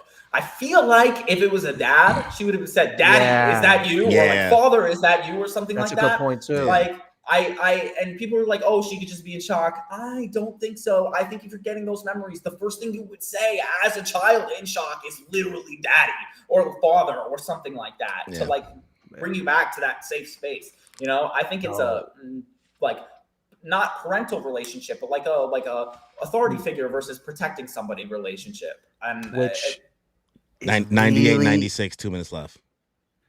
Love that. So that's really gonna hurt when it comes to play on how he's going to save her, because right now Emu has their claws in deep. So of course Gunko is still fairly young. She is immortal, but she's only immortal because of Emu. Yeah. So whenever this story ends and whatever happens with Emu dying, we saw what happened with Saturn. It's probably going to happen to Gunko. So I feel I'm already in my feelings about how this is going to play out. Gunko's cooked. She's cooked. And it's sad too. I mean, maybe they might find a way to turn it around, but maybe Oda doesn't want to put Brooke through like that level of loss. Maybe this could be his one W besides Laboon. You know what I mean? Like Laboon seems like something that really could be an epilogue, respectfully. You know Brooke what I mean? has the soul fruit. So maybe there's something he can do to remove Emu from Gunko's Listen, bro, soul. The Brooke stocks are up, bro. That's what I'm saying. The Brooke stocks are up. Maybe Brooke has the power to separate God's Knights and Gorosei's immortality from Emu. Bro, think about the line Gunko said in the beginning, like when she was about to attack Colin, when and Gabon was running towards, it was like, oh, you know, a life once lost, you know what I mean, can't be given back. And that's exactly what happened to Brooke. Yeah. It was given back. That's actually, that cooks. You know what I mean? But that's fire. Let me read Nerdtaku's comment. Brooke is from God Valley, and when the people got hunted on the island, and she was hurt by other celestials, and that's why she wears the bandages. But Fingerland found her and made her a God's Knight. Time doesn't add up. If Brooke has been Brooke's like 90 years old. Brooke like the time God Valley was 40 or 38 years before the present. If we're talking about like when Brooke was a pirate, knew Roger as a rookie. Like, you know what I mean? I just don't think the timing adds up for that. Yeah. Also, like Gunko, obviously, if this is Gunko's age and this is Brooke as a human, and because of how long ago that was, Gunko has had to at least had a stagnant age because of Emu. And let's just call out the elephant in the room. When this happened, bro, listen, all the people that said that Gunko had Emu's powers or Gunko was Emu, I didn't know what combination. We never know what combination of these answers we're gonna get. Somebody's always close. Yeah. Somebody's always partially right, but did not see this coming. I said they were kind of. Do you guys keep up with the hints when they come out, like of the chapters and everything? Due to leak the chapters, we'll post the hints. I usually don't see leak stuff, yeah, and everything. Like, and somebody posted, it was on like Sunday night, like last week or Monday morning, just Emu's eye. And I saw it and I was like, oh, it's an Emu gas chapter, like obviously. And I try to like think of things as it. And I was like, what if Emu comes to Elbaf? I was like, I made a video and I was like, imagine Emu comes to Elbaf right now. And everybody's like, no, it's too early for the tribes to fight Emu. Oh my God, all this stuff. And like, half right. I mean, it's not Emu themselves, but Emu through somebody else. You know what I mean? And everybody's like, "Oh, this writing's bad." Like, how the Straw Hat's going to deal? It's like I don't think a lot of people understand how close to the end game we are. Like even I'm a huge perpetrator of like, I think Blackbeard is going to end up being on Emu's throne. Like that's my biggest theory is that Blackbeard is going to be the person to defeat Emu. And if I'm wrong, it doesn't matter. But a lot of people, the reason why they say no to that is like, A, Emu's character would mean nothing, or B, Blackbeard's not strong enough to defeat Emu. And it's like, we're in the end game. You know what I mean? I feel like if Blackbeard was strong enough to defeat Emu, like the theory is that 3 souls, a mythical Zelwyn, some like things like that. There are things we haven't seen about Blackbeard's power. And if that's true, that's what would be used to defeat Emu. Or he would third party a fight or something like that, like Blackbeard does. You know what I mean? Like, and there's a lot of people who turn around and be like, oh, we're not, characters aren't strong enough, X, Y, Z. It's like, we're near the end. Yeah. If things need to happen for plot, they will happen, and a character's power will match up to what they need to like to make that plot happen. Or Blackbeard's a schemer. He's probably got a plan to work around it. 1,000%. Lafitte is underneath. Lafitte's just chilling. Lafitte just chilling, looking over here like your ops is always watching. Exactly. Lafitte was like, Blackbeard, what do you want me to do? Blackbeard was like, stay put. Like, our scheme is almost in play right now. Just let what's happening on the Holy Land happen. The Holy Land's on fire. Do we actually think Blackbeard's not going to try to make a move somewhere on the Holy Night? I mean, not the Holy Knights, but the Holy Land. Like, he's Blackbeard. He sent Ace, his former crewmate, to the world government so he could then become a warlord, or not even a warlord, a Yonko at that point. What are we talking about? You think Blackbeard won't do anything? Blackbeard's the first person to do something. Well, if we're talking about things happening and plots happening, right? One of the things I wanted to bring up here is the moment where they're saying, at this moment, the Holy Land is a sea of fire, right? Dude, now, I'm not sure if this should be taken literal. It could be like it's a sea of fire because all these motherfuckers is bugging out because they're hungry. Maybe that maybe that could be. I'm just trying to figure out. Maybe it's a metaphorical. It could be the metaphorical or real. I'm trying to leave both options open. I'm always open to trying to almost being wrong. You know what I mean? I never know what this man's gonna be raising hand. Yeah, I'm raising my hand. I'm waiting for a moment to interject. Go ahead. Bro, this man's over here saying, first of all, he's the king of kings, bro. He sits on the throne. He doesn't care if these celestial dragons go hungry, bro. That's not his job. All right. That's for the Goros and Garling to figure out, right? And he's also saying we need numbers, we need bodies. Yeah. What's taking so long on Elbaf? I think if he is himself coming to Elbaf, the Mary Joie is in dire straits, and he needs those giants. So what I was trying to say is, yes, I agree with that happening. I just want to leave some type of room for me to potentially be wrong. You know what I mean? Before I go on, I think that the time thing is actually taking effect. I think that a lot of things so people were worrying about the timeline in regards to Dragon making a move. You know what I mean? Like, how can he quickly show up to Mary Joie? Because he said once the Holy Knights move, which the Holy Knights moved, then he said that he would make a move.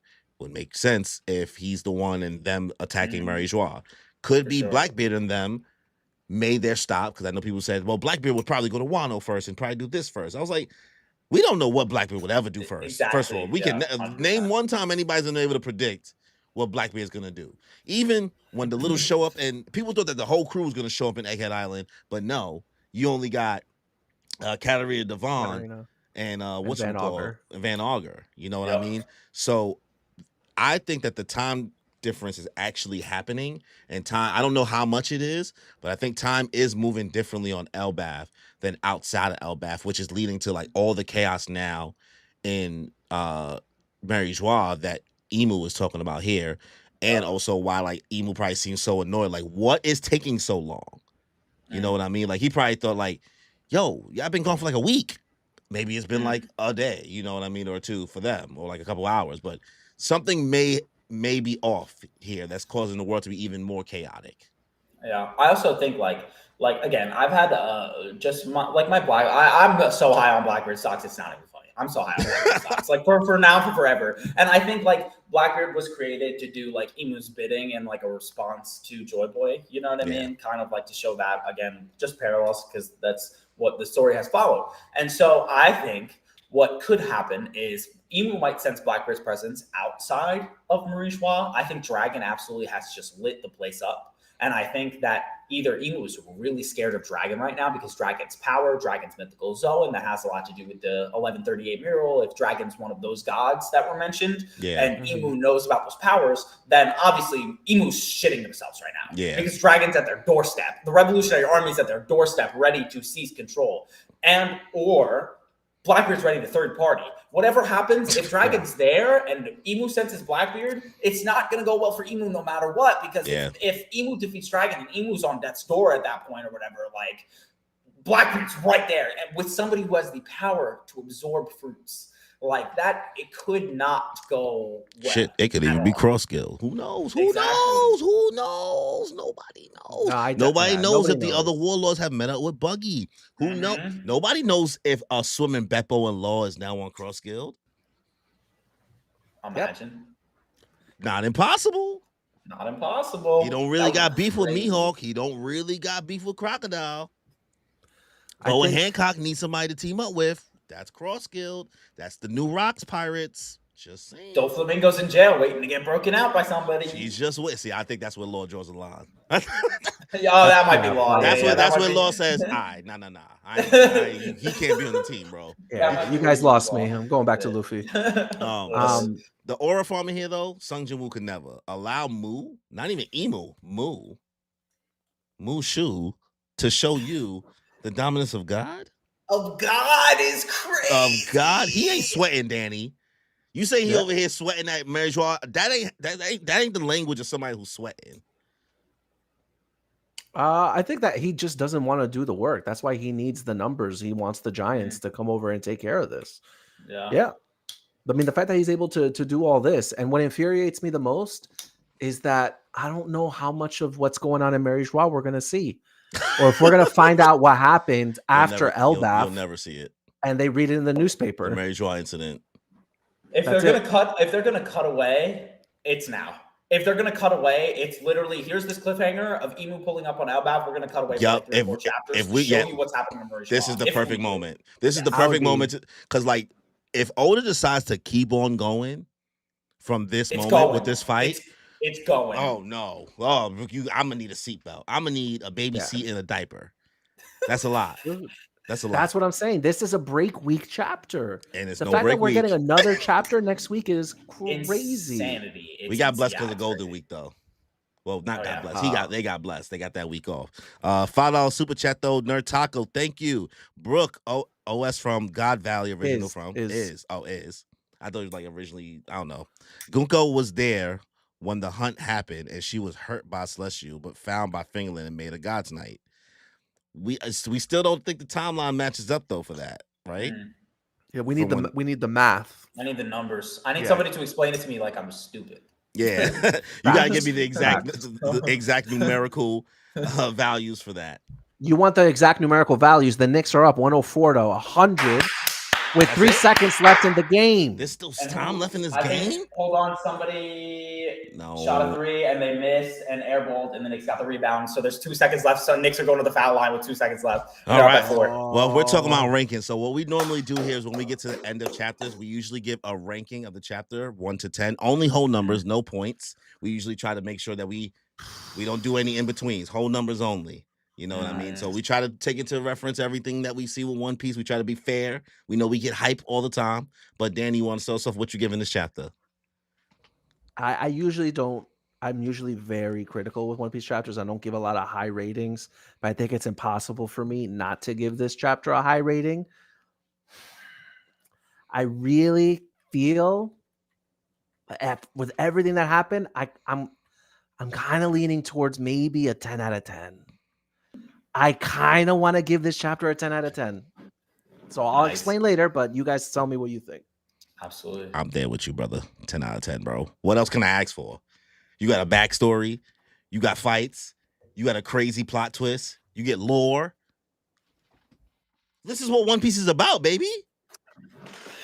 I read the GIF hints. I read the brief spoilers. I read the full spoilers the next day. I saw the raw scans. I saw the first translated chapters. Now I'm reading this again. And every time I look at the material, it always just gets elevated in some way by finding something new in the chapter. 10 out of 10. You know who else gets a 10 out of 10? Number 11. The New York Knicks. The New York Knicks have beat the Indiana Pacers 106-100. We have survived to see another game, y'all. Needed that. Thank you, El Capitan. King of New York. See, this is what we needed to win. We just had to stream some One Piece. Exactly. We just had to stream some One Piece. That's what we needed to get this W. For sure. Brunson's a One Piece fan. 100%. See, we deserve the One Piece night. The fact that the Lakers got the One Piece night, ridiculous. Crazy. You know how many straw hats would be? That's who. You know who would have been hanging from the poles? A bunch of straw hats. 100%. I would have gone. I would have cosplayed too. I would have gone with all my friends and I would have cosplayed. I already said if the Knicks win the finals, bro, Manhattan's done. It sinks. Gotham, like it's up. Gotham with no Batman is the thing.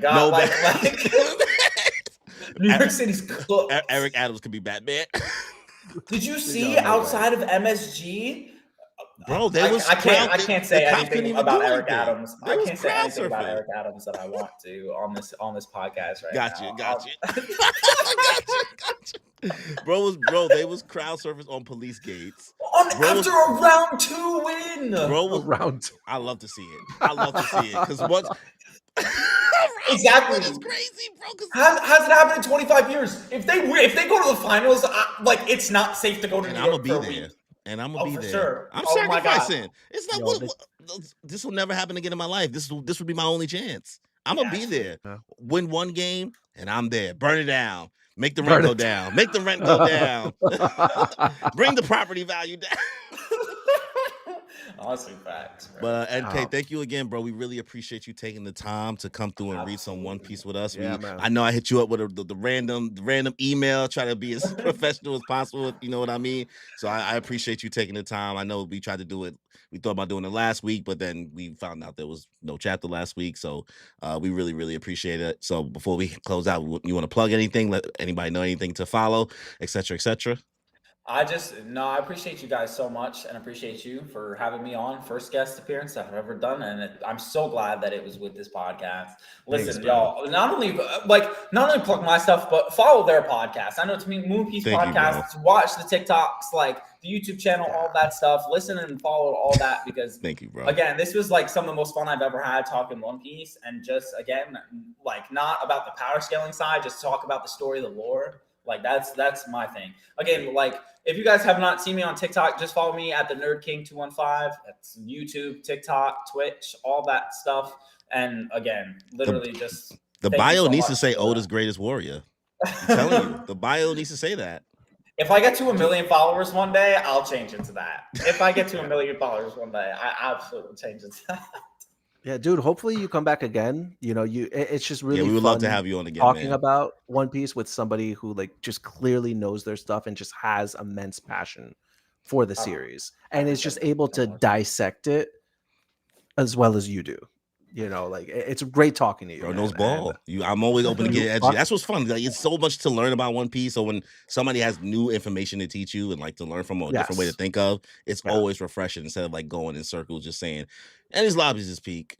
Yeah, we know, we know it's peak. But like, can we talk about the Davy back fight? How important is that? Exactly. Or like, give me the implications of like Enies Lobby being connected to this real world nation and what it means on like our politics today. You know what I'm saying? Like that's remember, One Piece is not political. Bro, oh my, just stop. I'll crash out. Crash out. I hate that. That's my number one pet. Oh my god. One Piece not political. I knew how to trigger him. One Piece not political. You have no eyes. You have no ears. You haven't watched the show. That's the most rage bait thing ever. One Piece not political. Get out. Oh my god. But thank you again, bro. We really appreciate it. Appreciate everybody else who came through to the stream tonight. If you was watching along on TikTok, Twitch, or Instagram, sorry we didn't get to interact as much there, but because most of the chats were here on YouTube. But make sure you guys subscribe. Make sure you subscribe to the Nerd King on all platforms. We have the information in the description down below. Also, we have channel memberships. They're $1.99. If you guys want to check those out, you get access to use special emojis in the chat. You get early access to our official episodes that come out every other Tuesday, 7 a.m. up to 12 to 24 hours earlier. You also get a special badge next to your name in the chat. So we're working on adding more things as we continue to grow. We're still a small podcast, but sky's the limit over here, right? So absolutely. Thank you again, bro. Thank you, Danny, for taking the time on this Sunday night. Thank you, Jalen Brunson. Thank you, the New York Knicks. And on that note, y'all, thank you, Oda, and enjoy your life. Deuces. Appreciate it. Oh, yeah.